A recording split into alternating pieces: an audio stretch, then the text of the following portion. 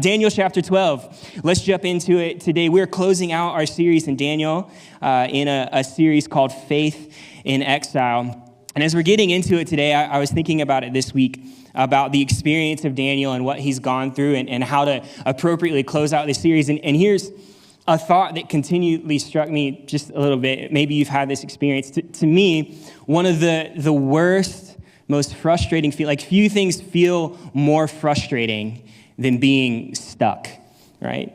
Anyone ever been stuck in your life? Yeah, there's lots of ways we can be stuck. You might be stuck in a job you don't like. I've been there. And you just can't wait for that clock to hit when it's time to go home and punch out. Maybe at times you've been stuck in emotional patterns that you just can't seem to break out of. I've been there, just in a rut, in a funk, not really sure what's going on, and I'm just stuck. There have been times I've been stuck physically. For some reason, as a kid, I had a knack for getting my head into places that I couldn't get it out of. Behind furniture, movie theater seats, don't ask about. I don't know really how that one happened. But feeling stuck can be quite frustrating. And here's, for me, the two unhelpful reactions to being stuck that I've had, and maybe you have seen these in your life too. The first one with the furniture movie theater seat is absolute panic. Like the realization, I can't move is overwhelming. And panic doesn't help when you're stuck. What helps when you're stuck is taking a deep breath, trying to retrace your steps and figure out how you found yourself in this predicament so you can get your well out, or at least in my case, yelling for my mom to come help me. The other unhelpful reaction to being stuck, and I find the older I get that this is more often the one that I have to fight, is the response of apathy, of acceptance, to say this is just my life now, and I'm going to learn to deal with it. For me, I'm quite fascinated by the events in our country in the 60s and 70s. Amazing amount of change and turmoil. I love reading about it. I love hearing about it. It's so fun. And an incredible amount of change happened there by a group of people who refused to be stuck, by people who were determined to see change in their life. And out of this, so many interesting cultural artifacts pop up. But I particularly love some of the music that came out of that time. And there's one song in particular. It's a song by Sam Cooke, and maybe you know it, A Change Is Gonna Come, right? Haunting, just beautiful, kind of slow tempoed, anguished hope is how I would describe the sound of that song. And the refrain of it is that, man, I believe a change is going to come. And what's interesting, at the end of the song, towards the end of the song, he sings this just so I'm not going to sing it for you. You're welcome. Wow, okay. He says this: there's been times that I thought I couldn't last for long, but now I think I'm able to carry on. It's been a long time coming, but I know a change is going to come. Oh, yes, it will.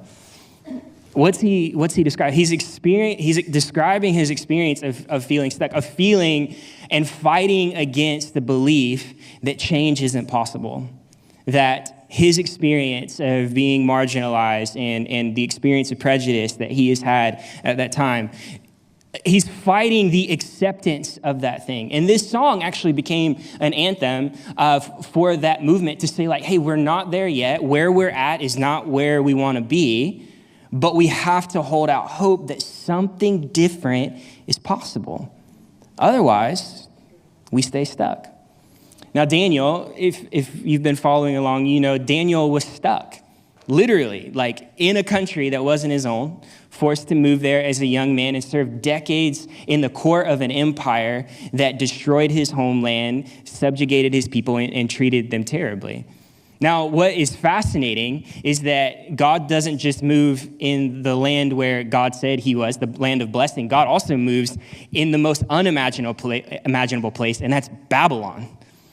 Right? God shows up there in mighty ways, and Daniel experiences the goodness of God in that time. But he's nearing the end of his life, and he's been there 70 years or more, faithfully serving God, with amazing stories of God showing up. But the thing that he's hoping for most, the return of his people to their land, the restoration of the temple, which was the symbol of God's favor and presence on the people, had not happened yet. And as he's nearing the end of his life, he gets a glimpse, and this is the title of our message, he gets a glimpse of what hope in the end looks like. After decades of being stuck, he gets a vision, one last vision. And this vision takes up 3 chapters, and it's about hope even beyond his own life on this earth and what God is doing. And so we're going to dive into it today. I'm going to read some of it, and we will unpack it. But this vision begins in Daniel chapter 10, which we started last week. He has this incredible vision where a heavenly being encounters him, and he's overcome by it.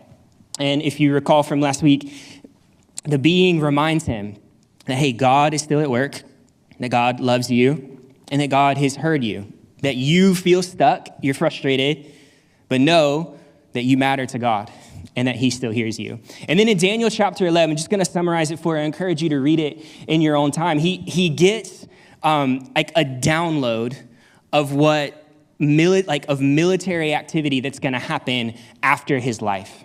And it's absolutely fascinating that with such clarity, Daniel is told about events and the rise and the fall of kingdoms that he will never see in his lifetime. And so what is told to him is that the Persian Empire, which he was living under at the time, was going to continue.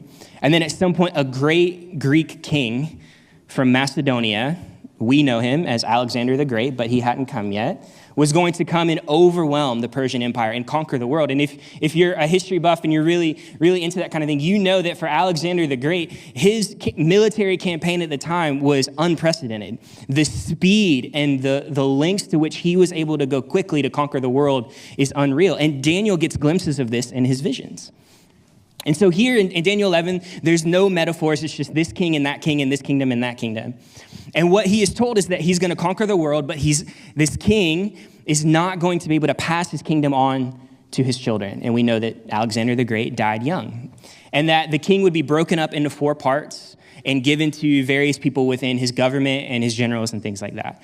And then it gets down to a point where there's conflict between 2 kings, the king of the north and the king of the south. And for when you read it, this is for when you read it later, just so you have a sense of what's going on. King of the north is likely referring to that northern part of that 4-part empire that's broken up. And it's referring to the Syrian kingdom, the Seleucid Empire. And the king of the south, this would be the realm of Egypt, in that section of Alexander's empire that is broken up. And there's incredible amounts of conflict that goes back and forth until a terrifying king, an absolutely evil man, comes to power, and he's the king of the north. He is referred to in Daniel 7 as the little horn. And this is Antiochus IV, and he is an absolute monster. He, in his conflict with the king of the south, God's people get caught up in that. And what happens in that time is that he makes worship to Yahweh illegal. He ends the daily sacrifice, which is something that Daniel predicts. And we know from history, he did this about 150 to 160 years before Jesus. So he ends the sacrifice. He makes worship to Yahweh illegal, punishable by death. He executes the high priest, the symbol of God's favor in God's presence. He declares himself God incarnate. He blasphemes God. And he sets up an image of Zeus in the temple on the altar as the ultimate act of desecration of God's holy place, of the symbol of God's favor for his people. Now, what we know from history is that there's a small group of people, the Maccabees, who lead a revolt and have some success. And so he reigns for a few years and eventually dies. And then Rome comes in eventually and takes over after some time.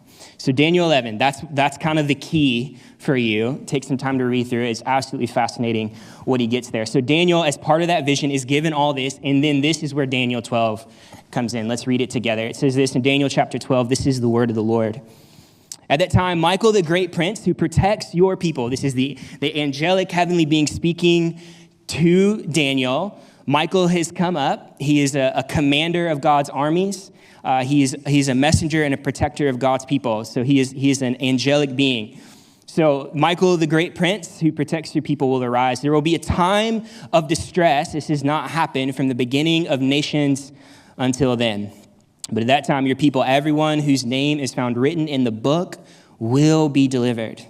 Multitudes who sleep in the dust of the earth will awake, some to everlasting life, others to shame and everlasting contempt. Those who are wise will shine like the brightness of heaven, and those who lead many to righteousness like the stars forever and ever.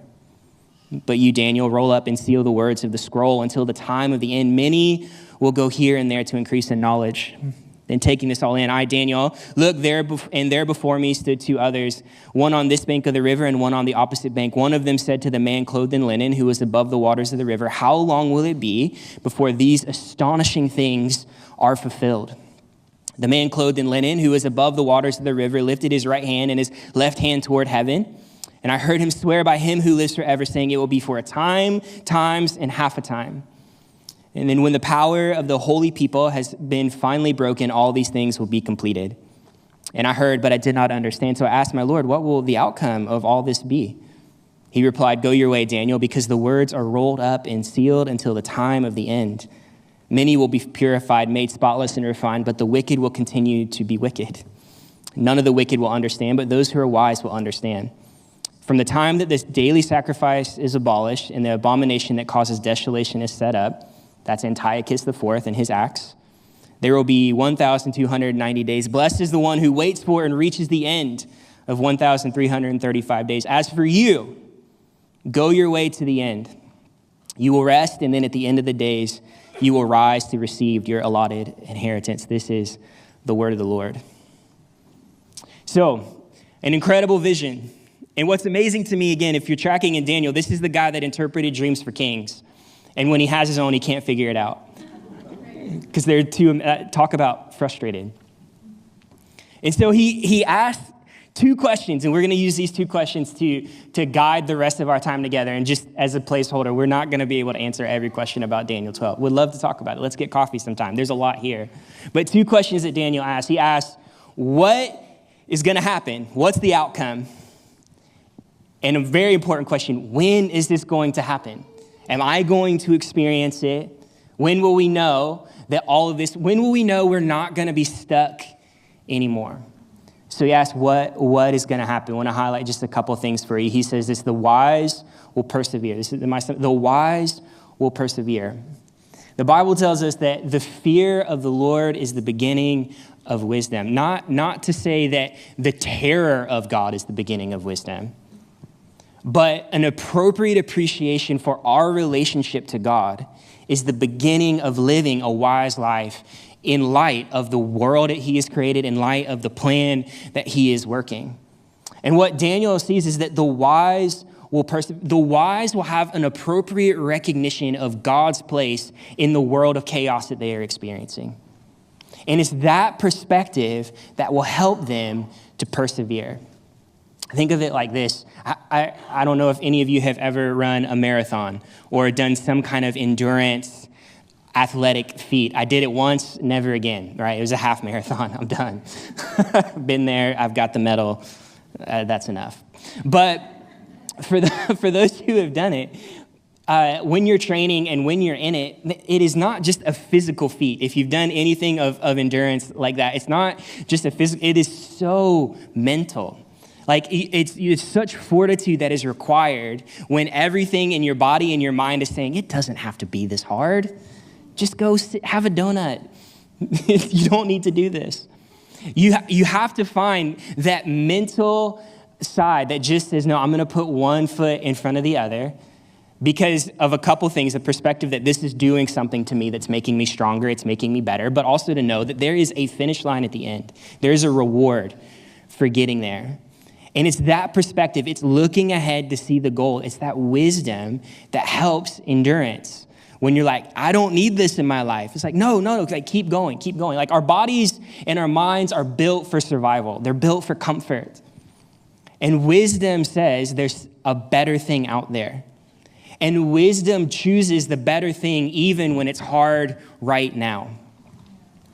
And the beginning of wisdom is the fear of the Lord. Why? Because if you want to make better choices in your life, set your gaze on Jesus and his plan and choose the Jesus thing, even when it might be hard in the moment and everything around you in culture and in your heart is screaming, just do the easy thing. Take the step, persevere. And it is the picture of God above it all, that even in the chaos, the vision that God indeed holds history and in the end will win. This is what inspires perseverance. So Daniel gets a glimpse. He says the wise will persevere to the end, that when the books are open, they are going to be raised to everlasting life because of their faithfulness and their perseverance to God. Here's what I want you to know, that every inconvenience, every act of suffering, every time you have chosen the hard thing for the sake of Jesus, God sees it every single time. And though you may never get the praise of another human being for those steps of obedience, God in heaven, in charge of history, sees it. And you will be rewarded, both here in this earth and in the time to come. So the wise will persevere, and we can be confident in that. The second thing that we see is that the faithful will not be forgotten. The faithful will not be forgotten. There are times, again, like endurance running, when I was doing that for a time, it's like, man, what is the point of all? Is there anything, like, who's going to see this, right? I'm doing this for me. But look, everything we do in this life, we do before the Lord. And when we make hard choices, hard decisions to do the right thing, man, the faithfulness to God will not be forgotten. Daniel sees this. He says that those that lead many to righteousness, what does that mean? Those that lead many to be faithful to God. That's what righteousness is. Righteousness is about making good on your relationships, about living honorably according to those. Righteousness is not just an individual moral quality. It's about doing right by the relationships and the interactions we had. And so those that lead many to righteousness, those that lead many to faithfulness will shine bright like the stars. They won't be forgotten, not by God, not by his people. They will be held up like Daniel, one who has been incredibly faithful in a land where he could have easily been forgotten. We are talking about him 2,500 years later and looking to his life of faithfulness as an example for how we can be faithful to Jesus exactly where we're at. And here's what I think is important for us to remember. And the New Testament writers say this over and over and over again, that, man, perseverance does something in us. It does something in us when we make the right choice again and again, when we build that strength, when you have those reps, it creates something beautiful in us that is pleasing to the Lord. I think of it this way. It might be the difference between when I'm driving, I love driving like mountain roads and looking out. I have to be careful and make sure I'm still watching the road and not looking out at all the beautiful things. But when we have opportunity, you get a little pull off and you can go see just beautiful valley and landscape. We live in a beautiful place, and I love the opportunity to take it in. And I enjoy when I can drive somewhere and just get out of my air-conditioned car and look for a little bit, take it in, and then get back in my air-conditioned car and drive to wherever I'm going to go. I appreciate it. It's beautiful. But it doesn't quite compare to getting the view at the end of a long, hard hike. If you're into hiking, it might be the same view, but the perseverance, the dedication that it took to get from here to there just makes it all the more rewarding. Maybe it's because you're tired and you just want to sit there longer. Maybe that's what it is. But at least for me, that's what I find. And the Bible tells us that, man, perseverance does something in us that can't just be deposited in us. Right? And those of you who've lived life for a while, and if you don't know this yet, you'll learn it, is that there's some things that you can't just be told. There's some things you got to experience. There's some things you got to go through. There's some fortitude, some stuff in you that was hard won by difficult things in life. And the Bible tells us that is why when you face hardship, we should count it all joy. Crazy. Hard things, like, we're wired for comfort. Hard things in life, count it joy. Why? Because it is an opportunity for God to put something in you that just doesn't come without running the race, without pushing through, without choosing that. Man, hardship and suffering, man, it gives us opportunities to make decisions about how important God is in our life. If it's always easy, if you never had to choose God, you may never know how valuable that is. But man, perseverance creates something beautiful in us. And Daniel gets a glimpse of that there is something that God is doing in his people that persevere, that is honoring and pleasing and will shine out and will be an example to the rest of the world. And here's the truth, is that pain in our life now is never beyond the purpose of God. It's never beyond what he can't take and transform and make into something beautiful and for his glory and for his purpose. It might, by earthly standards, seem absolutely senseless because we live in a world of sin and evil, and sometimes that has no other purpose than to just tear down God's good creation. But even when it does its thing, what we find is that it is never beyond the power and the hand of God to make something beautiful and to bring life out of it. And Daniel sees this, and the third point is this, that the dead will be raised. The dead will be raised. Hundreds of years before Jesus, Daniel gets a glimpse of what is one of the most fundamental truths to the Christian faith, that the dead will be raised. He gets to see that, look, God is going to raise up his faithful ones in the last day. What does he say? He says that multitudes who sleep in the dust will awake, some to everlasting life and others to shame and everlasting contempt. What's the difference? The difference is the decisions that they made in their life. The difference is the end to which they were living. And for those who are faithful to God, everlasting life and delight is laid available. And so what is the encouragement to Daniel? It's like, Daniel, you're not going to see all the things that you hope for in your heart in this life, but God is still working. And for Daniel, there is hope to see that, to be raised, to be counted among the faithful, to experience everlasting life, to get to be with God. This is what's at stake for Daniel. Not just nostalgia about the homeland, but the homeland and the temple was the sign of God's favor and presence. And if that's gone, where can you meet with God? In his mind. And what God is saying through his angelic messenger to to Daniel is that the dead will be, that death does not get the last say in the faithful ones to God.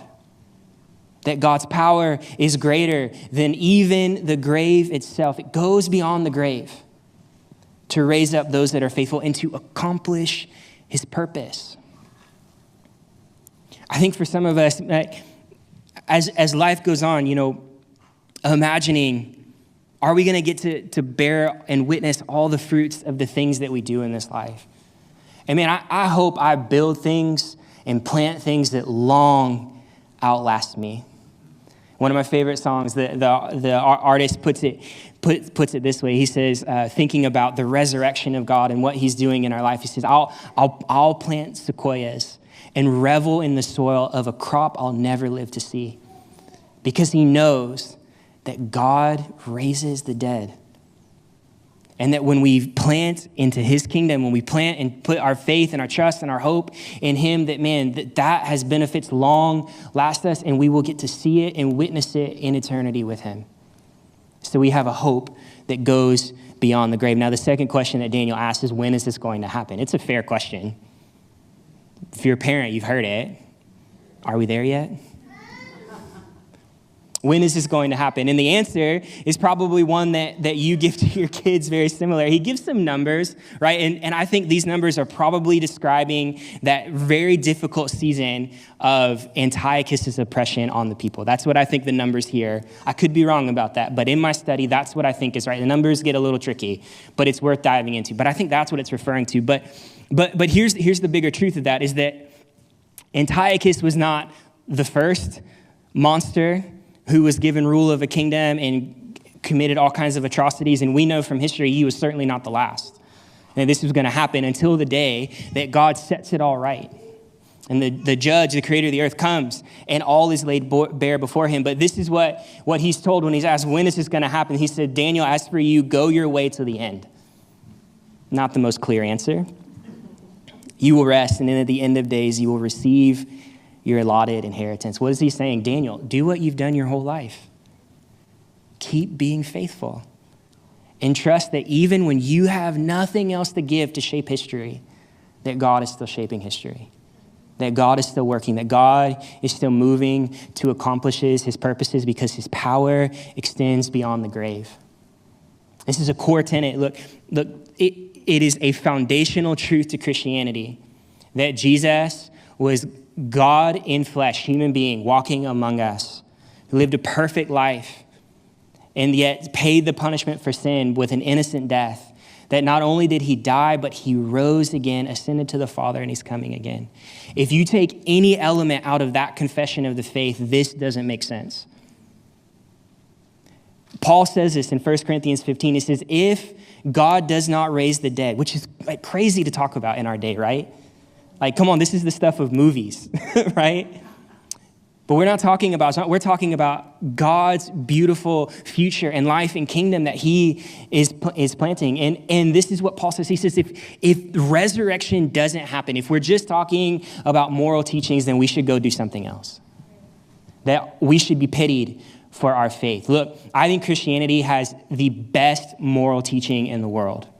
But it's not the only form, it's not the only system that will make you a good person or help you have a better life. I think Christianity has some of the best wisdom in the world, but it's not the only wisdom in the world that will be helpful to your life. But the claim that gets us to stand out, the claim that's worth giving your life to this, is that God raises the dead. That's not the moral teachings, those are great, but that God raises, that's what remakes the world. This incredible claim. And we have really good historical reasons to believe that Jesus actually raised from the dead, that he came back to life, that he didn't just die. Some have wondered, man, did he fake it? He probably didn't. The Romans were really good at killing people. They didn't miss. Did the disciples hide the body and lie about it? They gave their lives for this. Why would you die for something you know to be a lie? It makes no sense. Well, maybe there was a group of them that someone spiked the juice and they all hallucinated.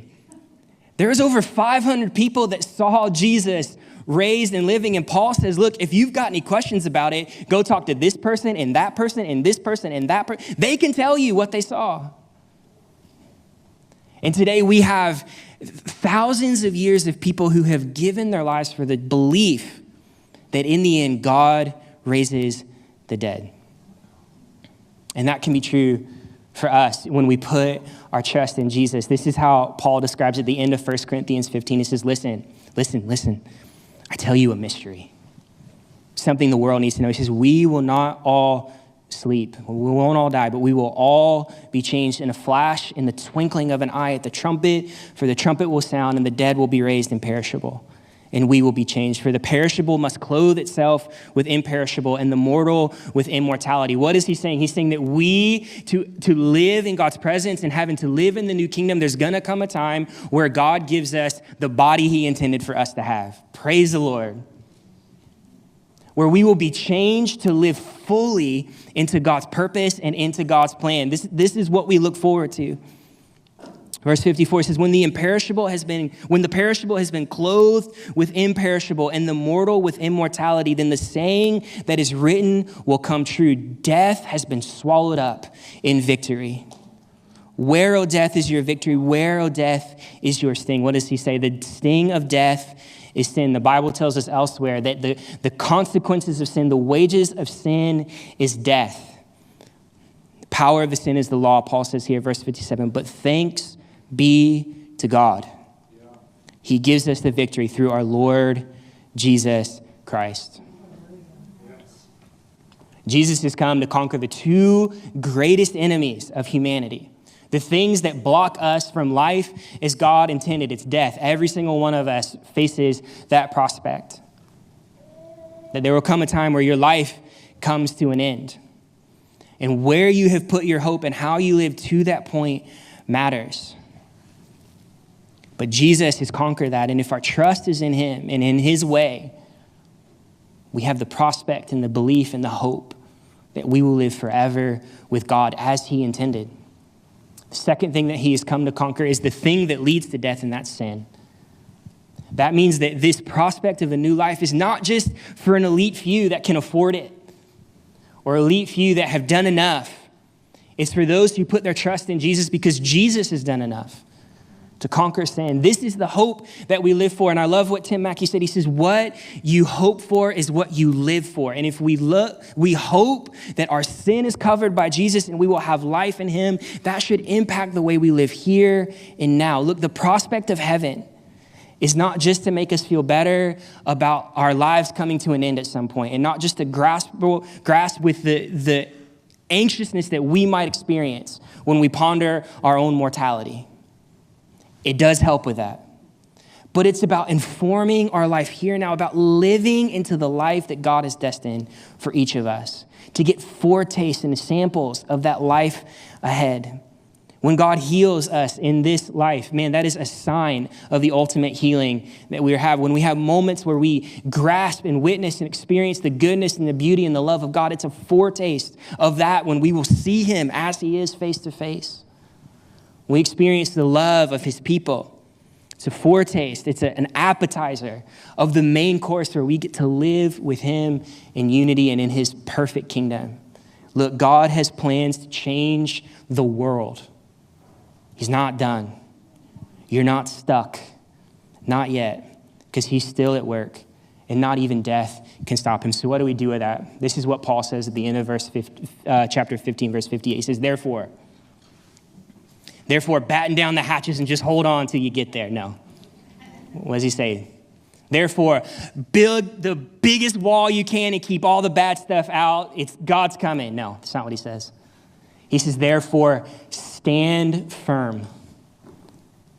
That vision of what God is doing in the end informs life here and now. Stand firm. Let nothing move you from the hope that neither sin nor death can conquer what God is doing in your life. That his power to accomplish what he has purposed in you will not end even if you face the prospect of death. Stand firm. What else do we do? He says, always give yourself fully to the work of the Lord.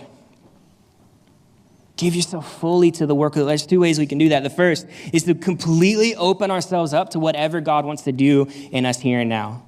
If we know that this is God's target, if this is the end that he has in mind for us to live with him, unencumbered by sin, healed of the hurts in us, man, live into that now. Let the Holy Spirit work in your heart and your life to begin to form you into that person that will be with him in glory. Also, open yourself up to it in your life, but man, get out there and give yourself to the work of God in his creation, which he has not abandoned. Daniel says, many will rise from the dust. What does that tell us? That those that are waking up, they're not waking up in heaven. Where's the dust? It's on earth. He's talking about what John sees in Revelation 20 at the very end of the book, that God's intention is to remake this world, to make it more like his intention for us all along. It's a recreation. And we can live into that even now. We can engage in work and effort that will last into eternity and be among the faithful. And the last thing he says, do all this because you know that your labor in the Lord is not in vain. That there is a level at which the things that we do in this life, the Bible in Ecclesiastes says it's like a vapor. Like you can't grab onto it. It's quickly passing away. But when we flip to the New Testament and we read about what God is doing in the remaking and the reunification of heaven and earth, man, there are things that we can give ourselves to that will last. Faith, hope, love. Things that will carry through into the new creation. And we can lean into those even when everything in our culture and in us is choose comfort. Panic about the struggle that we experience in the world. Accept it. No. Give yourselves, because you know that even if it doesn't make sense to those around you, your labor's not in vain. That every act of faithfulness God sees. So my call for us today as we prepare our hearts to receive communion together, we prepare to pray, is simply this: to put your trust and your hope. This is what Daniel is about, right? We have Daniel's life because there was a group of people that came later that needed to be reminded in their suffering that God had not abandoned them. And for us today, and what you experience, that message rings true. God has not abandoned you. And there's hope even beyond the grave. So put your trust in Jesus. Maybe for you, that looks like confessing sin and trusting Jesus to wash you clean, to be counted among the faithful. Maybe for you, it's to allow that vision of what God ultimately wants to do to give shape to your life here and now, to lean into the things that last: faith, hope, and love. Maybe for you, it's just to take a new perspective into the places where you feel stuck. To know that God is still working. But when we come to this table each week, as we celebrate communion, which we will do in a moment, with these elements up front and in the back, small cracker and some juice that represents the work of Jesus, simple elements, earthly elements, to remind us that God has not abandoned this world. We celebrate that hope, that Jesus was real, and that what he did was not just for him, but it was for us too.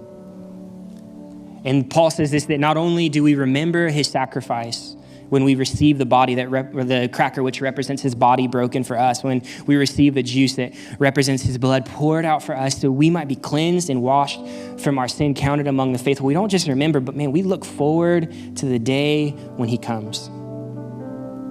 And all of our hope, all of our trust, all of our faith finally pays off in the presence of our loving Lord.